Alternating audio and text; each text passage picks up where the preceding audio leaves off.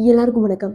இலங்கையில இருக்க யாழ்ப்பாண பொது நூலகத்தை மேம்படுத்துறதுக்காக இலங்கை ஜனாதிபதி அனுராகுமார திசாநாயக்க அவர்கள் 100 மில்லியன் பட்ஜெட் ஒதுக்கப்பட்டிருக்கு. இது இலங்கை வாழ் மக்களுக்கு ரொம்ப இன்பமான செய்தி அப்படின்னு கேட்டிங்கன்னா கண்டிப்பா இருக்க முடியாது. ஏன் அப்படின்னா அவங்களோட வரலாறு.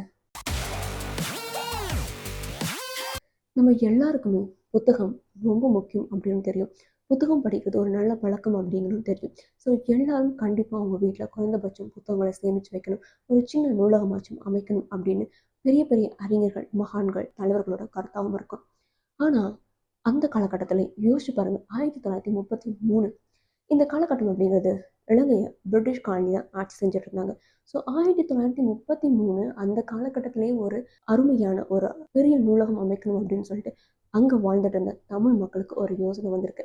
இதுக்கு காரணம் யார் அப்படின்னு பார்த்தீங்கன்னா, KM செல்லப்பா அவர்கள் என்ன பண்ணுவார் அப்படின்னா, அவர் எப்பவுமே அவருக்கு புத்தகம் படிக்கிறது ரொம்ப பிடிக்கும். அதனாலேயே ஒவ்வொரு புத்தகமாக வாங்கி படித்து அவரோட வீட்டில் சேமித்து வச்சுட்டே இருந்திருக்காரு.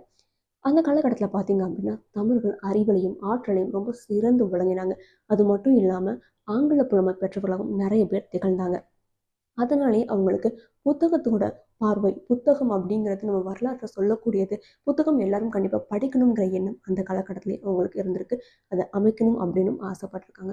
அதனால 1933 ஒரு நூலகம் கட்டினா எப்படி இருக்கும் அப்படின்னா 33க்கு முன்னாடியே யோசனை வருது. இதுக்கு மக்களும் என்ன பண்றாங்க, ஓகே நல்லா இருக்கும், நம்ம நூலகத்தை வந்துட்டு கட்டலாம் அப்படின்னு சொல்லிட்டு சின்ன சின்னமா, அதாவது அவங்க கிட்ட இருக்க கொஞ்சம் கொஞ்சம் பணத்தை சேமிச்சு வைக்கிறாங்க.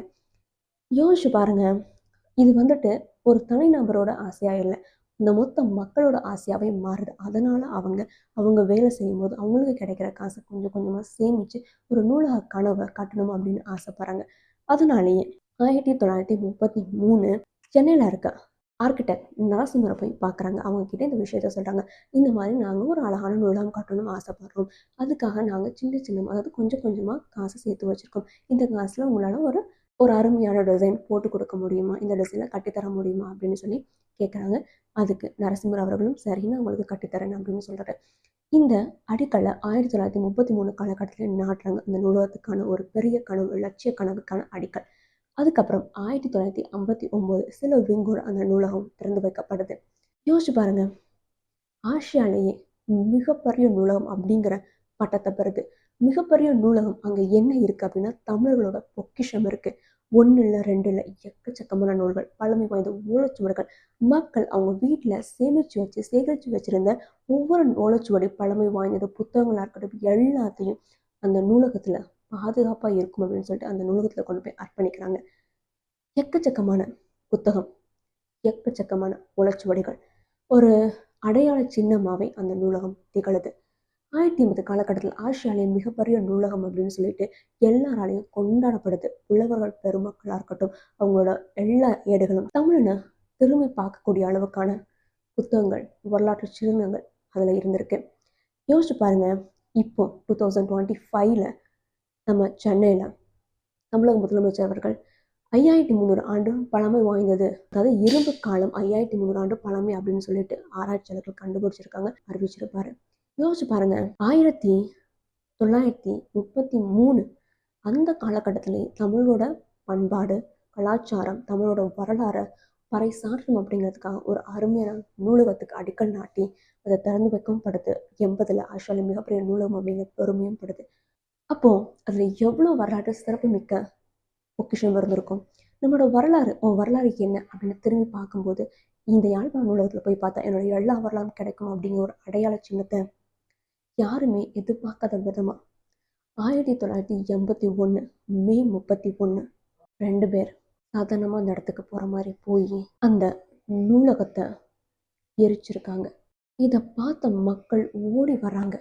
நூலகம் எரிஞ்சிட்டு இருக்கு. அவங்களோட கனவு அவங்க கண்ணு முன்னாடியே சதைஞ்சிட்டு இருக்கு. சின்ன சின்னமா, சிறுக சிறுக சிறுக சேமிச்சு வச்சது. நம்ம சின்ன வயசுல இருக்கும்போது நம்மளுக்கு ஒரு உண்டியல் கொடுப்பாங்க நம்ம வீட்டில். இந்த உண்டியலை நீ சேர்த்து வை, எப்பயாவது நீ கடைக்கு போனால் சில்லறை கிடைக்கும், அந்த சில்லறையெல்லாம் எடுத்து இதில் சேர்த்து அந்த உண்டியல் நிறைஞ்சதுக்கு அப்புறம் அதை உடைச்சி நீ ஒரு அழகான விஷயம், உனக்கு எது ரொம்ப பிடிக்குதோ அந்த பொருளை வாங்க அப்படின்னு சொல்லி நம்ம அப்பா அம்மா சின்ன வயசுல சொல்லி கொடுத்துருப்பாங்க. நம்மளும் என்ன பண்ணுவோம், ஆஹா உண்டியல் அப்படின்னு சொல்லிட்டு வாங்கி கொஞ்சம் கொஞ்சமாக கிடைக்கிற காசு எல்லாமே அதில் போடுவோம். ஒரு சில நேரத்தில் இல்லை எங்களுக்கு காசு வேணும் அப்படின்னு சொல்லிட்டு அதில் எடுத்து போடுவோம்.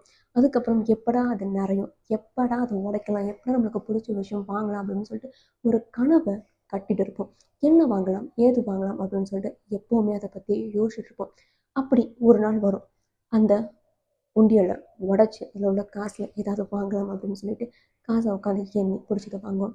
ஒரு சின்ன குழந்தைக்கு இந்த கனவை அடையிறதுங்கிறது அதுக்கு அவ்வளோ பெரிய ஆசையாக இருந்திருக்கும். அதில் அவ்வளோ சந்தோஷம் இருந்திருக்கும். அப்போது இந்த மக்கள் எல்லாரும் சேர்ந்து கொஞ்சம் கொஞ்சமாக சேர்த்து வச்சு அவங்களோட மிக பிரம்மாண்டமான கனவையும் நிறைவேற்றி அதை கண்ணு முன்னாடி பாதுகாத்துட்டு இருந்திருக்காங்க. ஆனால் அப்படிப்பட்ட ஒரு பொக்கிஷத்தை கண்ணு முன்னாடி எரிஞ்சுட்டு இருக்கிறத பார்க்கும்போது அவங்களுக்கு எந்த அளவுக்கு மன வேதனையாக இருக்கும். இதை பேரறிஞரும் ஆராய்ச்சியாளருமான வணக்கத்துக்குரிய டேவிட் அவர்கள் ஏதோ எரியுது, தீப்பத்தி எரியுது அப்படின்னு சொல்லிட்டு அவரோட மொட்டை மாடியில் போய் என்னன்னு பார்க்கும்போது அவர் கண்ணு முன்னாடி நூலகம் கருகிட்டு இருக்கு, அதில் பல புத்தகங்கள் எரிஞ்சிட்டு இருக்கு. அவரால் அதை தாங்கிக்கவே முடியல. யோசிச்சு பாருங்க, வரலாற்று சிறப்புமிக்க புத்தகம், சுவடுகள், அவங்க கஷ்டப்பட்டு சேர்த்தது. அப்படி இருக்கும்போது அந்த வரலாற்றை அழிக்கிற விதமா, அவங்களோட கருவூலத்தை சிதைக்கிற விதமா கண்ணு முன்னாடி நடந்துட்டு இருக்கிறத பார்த்து அந்த அதிர்ச்சியை அவரால் தாங்கிக்கவே முடியல. நெஞ்சில கையை வச்சுட்டு அவர் இறந்து போறாரு. அது மட்டும் கிடையாது, நூலகத்தை எரிக்கிறதா இருக்கட்டும், அங்கே உள்ள சிலைகளை சேதப்படுத்துறதா இருக்கட்டும், அங்கே உள்ள ஹிந்து கோயிலை அழிக்கிறதா இருக்கட்டும், வீட்டில் இருந்த மக்களை பிடிச்சிட்டு வந்து அவங்கள தாக்குறதா இருக்கட்டும், இப்படி பல அட்டூழியங்கள் நடத்தப்படுது. யோசிச்சு பாருங்க, ஒரு நாட்டில், அதுவும் இலங்கை அப்படின்னு சொன்னோம் அப்படின்னா இந்தியாவில் கம்பேர் பண்ணும்போது இந்தியாவிலேருந்து ஒரு சின்ன பகுதி தான். அதில் ஒரு குறிப்பிட்ட மக்கள் ஜனத்தொகை தான் இருந்திருக்கும். அந்த ஜனத்தொகையிலையும் ரெண்டு, அதாவது இந்தியாவை எடுத்துக்கிட்டா கூட பலதரப்பட்ட மக்கள், பலதரப்பட்ட கலாச்சாரம், பலதரப்பட்ட மொழிகள் இருக்குது. நீங்கள் யோசிச்சு பாருங்க, அப்படி ரெண்டு இனத்தவருக்கு இடையில நடந்த ஒரு இஷ்யூவில் ஆகச்சிறந்த ஆயுதமான புத்தகத்தை எரிச்சிருக்காங்க. இது ஒரு கொடூரமான செயல்தான். புத்தகத்தை எப்படி எரிக்க மனசு வந்துச்சு அப்படின்னு கேட்டிங்கன்னா, மனிதர்களை எரிக்கிறதுக்கே அவங்களுக்கு மனசு பட்சத்தில் புத்தகத்தை எரிக்கிறதுக்கு மனசு வராதான்? யோசிச்சு பாருங்க, 97,000 புத்தகம் கருகி சாம்பலாக இருக்குது. ஓலைச்சுவடிகள், ஓலைச்சுவடிங்கிறது நம்மளோட பொக்கிஷம். அதை நம்ம எப்படி பாதுகாக்கணும்? ஏன்னா அதுதான் அடையாளம், தமிழனோட அடையாளம். இதை நான் இங்கே இலங்கையில் நடத்திருக்க, இலங்கையில் உள்ள மக்கள் தான் இதுக்கு பாதிக்கப்பட்டவங்கன்னா அதை ஒத்துக்கவே முடியாது. ஏன்னா இலங்கை மட்டும் இல்லை, இப்போ எல்லா நாட்டிலையுமே எல்லா இடத்துலையும் தமிழர்கள் இருக்காங்க. ஒட்டுமொத்த தமிழர்களும் திரும்பி பார்க்க வேண்டிய ஒரு விஷயம்தான். இங்கே எத்தனை பேருக்கு இந்த வரலாறு தெரியும்னு தெரியாது, நிறைய பேருக்கு தெரிஞ்சிருக்கும். நிறைய பேர் யாராலையுமே யாராலையுமே இதை கண்டிப்பாக மறக்க முடியாது. இதை மறந்துட்டு வாழணும்னு நினச்சாலும் ஏதோ ஒரு மூலையில் கண்டிப்பாக இந்த வலி, வேதனை அவங்கக்கிட்ட இருக்கும்.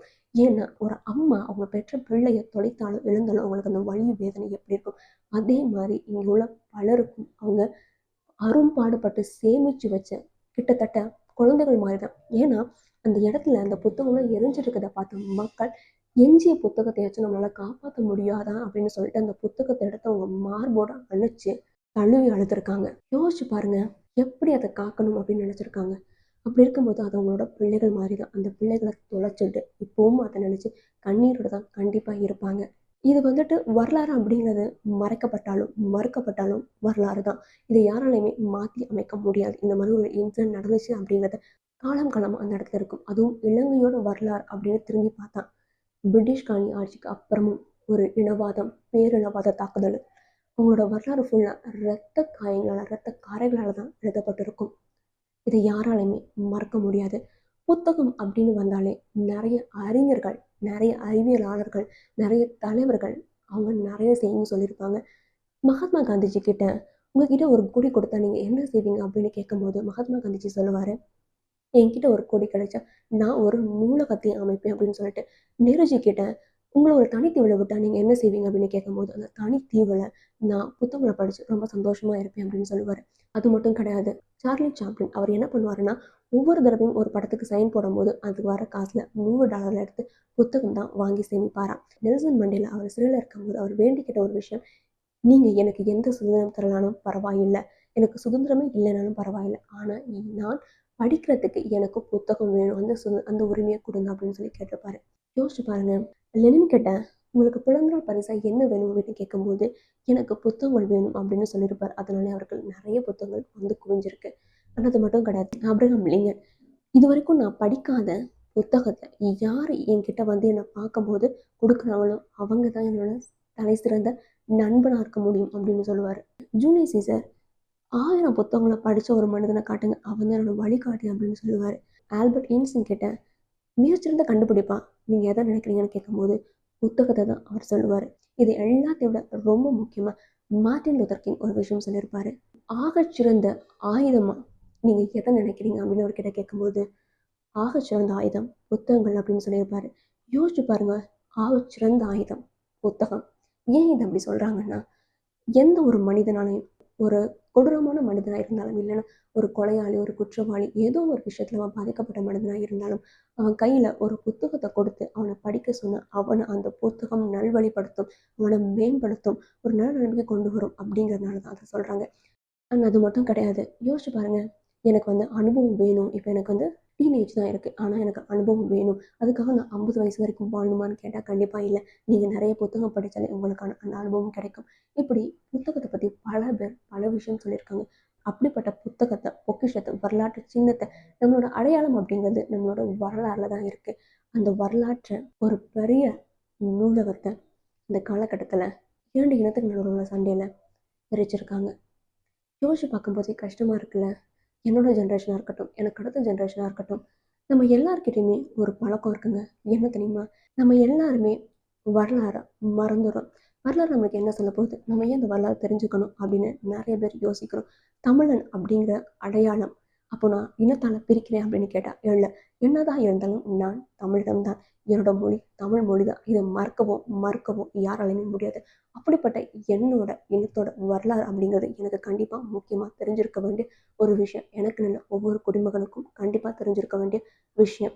அதை நம்ம கொண்டாடணுமா கேட்டால் ஆமாம், கண்டிப்பாக கொண்டாடணும். ஒரு சிறந்த நடிகர் அப்படிங்கிறத விட நிறைய ஃபேன்ஸ் இருக்குது. ஒரு நடிகரோட படம் வந்துச்சுன்னா அதை எல்லாருமே கொண்டாடுவாங்க. போஸ்டர் அடிச்சு ஓட்டுறது, பாலை ஊற்றி அபிஷேகம் பண்ணுறது அப்படின்னு சொல்லிட்டு எக்கச்சக்கமாக அந்த கொண்டாட்டம் இருக்கும். இதை நான் என் கண்ணு முன்னாடியே பார்த்துருக்கேன். ஆனால் இரும்போட நாகரிகம், தமிழனோட நாகரிகம் 5300 ஆண்டு பழமை வாய்ந்தது அப்படிங்கிற ஒரு விஷயம் எத்தனை பேர் கொண்டாடினாங்க யோசிச்சு பாருங்க. இல்லை, ஏன்னா நம்மளோட அறிவு நிறைய விஷயத்தில் டிஸ்ட்ராக்ட் ஆகுது. நம்மளுக்கு முக்கியமாக தேவை அப்படிங்கிறது என்டர்டெயின்மெண்ட்டில் இருக்குது. சினிமா அப்படின்னு சொல்லிட்டு ஒரு சார மக்கள் அதுலேயே நோக்கி போகிறாங்க. அதை தாண்டி எவ்வளோ விஷயம் இருக்குது, எவ்வளோ விஷயம் நம்ம தெரிஞ்சுக்க வேண்டியது, எவ்வளோ விஷயம் நம்ம கற்றுக்க வேண்டியது நிறைய இருக்குது. ஆனால் அதை பற்றி நம்ம யோசிக்கிறதே கிடையாது. ஆராய்ச்சியாளர்கள், அதாவது இந்த தொல்லியல் ஆராய்ச்சியாளர்களாக இருக்காங்கல்ல, அவங்க சம்டைம் கவர்மெண்ட்டில் ஃபண்டு கிடைக்கலனா கூட அவங்களோட கை காசை போட்டு இல்லை என்னோட இனம் வந்துட்டு பழமை வாய்ந்தது பெருமை வாய்ந்தது அப்படின்னு சொல்லிட்டு அதை நான் நிரூபிக்கணும் அப்படின்னு சொல்லிட்டு போராடிட்டு இருக்காங்க. அவங்களுக்கு நம்ம என்ன ஹெல்ப் பண்ணியிருப்போம்? எதுவுமே கிடையாதுல்ல. இதை நான் ஏன் சொல்கிறேன் அப்படின்னா, நம்மளோட வரலாறுங்கிறது அதை மறந்துட்டு வாழவும் முடியாது. திரும்பி பார்க்கும்போது இந்த மாதிரி ஒரு இன்சிடென்ட் நடந்துச்சு. இந்த யாழ்ப்பாண பொது நூலகத்தை ஒரு தடவை இல்லை, 2 தடவை இல்லை, 3 தடவை திரும்ப திரும்ப திரும்ப அதை அழிச்சிருக்காங்க. இந்த 1981 ஜூலை 1 கண்டிப்பாக இதை மக்களால், தமிழ் மக்களால் மறக்கவே முடியாத ஒரு நாள் தான் சொல்லலாம். ஆனால் அதுக்கப்புறமும் அவங்க அதை புதுப்பிச்சிருக்காங்க. அதுக்கப்புறமும் அது அழிக்கப்பட்டிருக்கு. அதுக்கப்புறமும் புதுப்பிச்சிருக்காங்க. அதுக்கப்புறமும் அழிக்கப்பட்டிருக்கு. கடைசியில் இதை திறந்து வச்சுருக்காங்க. ஆனால் அப்போது 25,000 புத்தகம் தான் கிடச்சிருக்கு. பழைய எரிஞ்சு போன ஓலைச்சுவடுகள்லாம் அவங்களால திரும்ப கொண்டு வரவே முடியலை. யோசிச்சு பாருங்க, 97,000 கருவூலம் சத்தஞ்சிருக்கு. இது ரொம்பவே கஷ்டமான விஷயம்தான். இதுக்கு இப்போ இருக்க இலங்கையோட ஜனாதிபதி அனுராக் குமார திசாநாயக்கா அவர்கள் 2025 பட்ஜெட் தாக்கல இதுக்காக 100 மில்லியன் நிதியை ஒதுக்கியிருக்காரு. ஸோ இந்த 100 மில்லியன் அப்படிங்கிறது இந்தியா மதிப்பில் பார்த்தீங்கன்னா 2,29,00,000 கிட்ட வரும். இது அந்த யாழ்ப்பாண பொது நூலகத்தை புதுப்பிக்கிறதுக்கு, அதாவது மற்ற நூலகம்லாம் இருக்கும்ல, அதுக்கு ஒரு 200 மில்லியன் ஒதுக்கப்பட்டிருக்கு. அது மட்டும் இல்லாமல் அவர் என்ன சொல்வார் அப்படின்னா, வரலாற்றை ஓட்டுக்காக நூலகம் எரிக்கப்பட்டது. உண்மையிலேயே இது வந்து துயரமான சம்பவம் தான். ஓட்டுக்காக நூலகம் எரிக்கப்பட்டிருக்கு அப்படின்னு சொல்லுவார். ஆனால் அது மட்டும் கிடையாது, இதுக்கு பின்னாடி யார் இருந்தாங்க, இந்த குற்றம் செயலுக்கு இது வரைக்கும் யாருமே தண்டிக்கப்படலை. அதுவும் முக்கியமாக நான் இங்கே சொல்லணும். ஆனால் இப்போ அனுராக் குமார திசாநாயக்கா அவர்கள் இதுக்கப்புறம் இது பின்னாடி யார் இருக்காங்க அப்படின்னு கண்டிப்பாக நான் கண்டுபிடிச்சி அதுக்கு நடவடிக்கை எடுப்போம் அப்படின்னு சொல்லியிருப்பாரு. ஒருவேளை இந்த செய்தி மக்களுக்கு கொஞ்சம் ஆறுதலாக இருக்கும். ஆனா, அந்த காலகட்டத்தில அதாவது 1981ல இத பத்தி சிங்கள தலைவர்கள் சில பேர் இருப்பாங்க. அவங்க என்ன சொன்னாங்க அப்டின்னா, உங்களோட அதாவது நாங்க பண்றது இந்த இனவாதம் சிங்களர்கள் பண்றது உங்களுக்கு பிடிக்காம இருந்துச்சுன்னா, நீங்க அதாவது உங்களுக்கு உங்க சொந்த ஊரான இந்திய நாட்டுக்கு போங்க. அங்க யூனிவர்சிட்டி இருக்கு, கோயில்கள் இருக்கு. அங்க உங்களுக்கு புடிச்ச மாரி இருங்க அப்டின்னு சொல்லியிருப்பாங்க. யோசிச்சு பாருங்க. இங்க நான் ஒரு டிபேட்டுக்கு வரல. இந்த பண்டைய காலத்து அதாவது சிங்களர்கள் தான் முதல்ல இருந்தாங்களா? தமிழர்கள் தான் முதல்ல இருந்தாங்களா? ஏன்னா, இது தேவைப்படாத ஒரு விஷயம். சிங்களர்களோ, தமிழர்களோ ஒரு நாட்ல 2 பேர் இருக்காங்கன்னா, அந்த 2 பேர் ஏன் ஒற்றுமையா இருக்கக்கூடாது? மைனாரிட்டியும், மெஜாரிட்டியும் ஒற்றுமையா இருக்கிறதுல என்னங்க பிரச்சனை? நம்ம சின்ன வயசுலேருந்தே ஒற்றுமைய பத்தி நெறைய படிக்கிறோம். ஒற்றுமையா இருக்கணும் அப்படின்னு சொல்லிட்டு புத்தகத்துல நெறைய கதைகள் சொல்லப்படுது. ஆனா, அந்த ஒற்றுமை தான் யாருக்கிட்டயுமே இல்ல.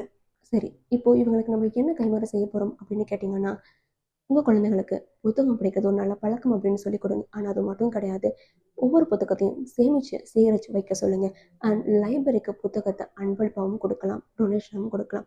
அண்ட் அது மட்டும் இல்லாம, நம்மளால முடிஞ்ச அளவுக்கு இந்த தொல்லியல் ஆராய்ச்சிலாம் பண்ணுவாங்க பார்த்தீங்களா? அவங்களுக்கு கவர்மெண்ட் ஹெல்ப் பண்ணாலும், பண்ணாட்டியும் நம்மளால முடிஞ்ச அளவுக்கு அவங்களுக்கு ஆதரவு தெரிவிக்கலாம். அவங்க ஏதாவது கண்டுபிடிக்கணும், ஆராய்ச்சி பண்ணணும், அவங்களுக்கு பணம் இல்லன்னு சொன்னா, கண்டிப்பா இருக்கிறவங்க அவங்களுக்கு உதவி பண்ணலாம். யோசிச்சு பாருங்க. சினிமாவ கொண்டாடுறோம். ஆனா வரலாற கொண்டாட மாட்றோம். இது ஒரு தமிழனா எவ்ளோ பெரிய கொடுமையான விஷயம். தமிழன் அப்படின்னு இல்ல.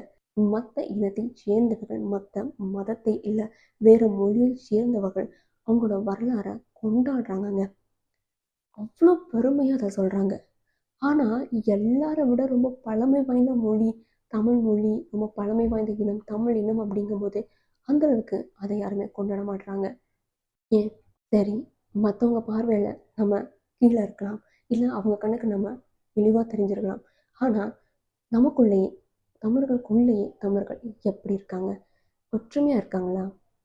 இங்க எல்லா போரும், எல்லாரும் அழிஞ்சதுக்கு பின்னாடியும் ஒரு கதை இருக்கும். அந்த கதை என்ன தெரியுமா? துரோகம், காட்டிக் கொடுத்தது, நம்பிக்கை துரோகம் அப்படிங்கிற ஒரு பெரிய விஷயம் இருக்கும். இனிமே வர காலகட்டத்துல இந்த மாதிரி ஒரு விஷயம் இல்லாம எல்லாரும் ஒற்றுமையா இருக்கணும். ஒருத்தருக்கு ஒருத்தர் உறுதுணையா இருக்கணும். இனவாதமோ, பிரிவினைவாதமோ, மதவாதமோ இல்லாம ஒரு நல்ல சமூகத்த உருவாக்கணும் அப்படின்னு நான் ஆசைப்படுறேன். இதையும் உங்க குழந்தைகளுக்கும் சொல்லி சொல்லி வளங்க. இந்த மாதிரி யூஸ்ஃபுல்லான வீடியோஸ் வேணும்னா என்னோட சேனலை சப்ஸ்கிரைப் பண்ணிக்கோங்க. நன்றி, வணக்கம்.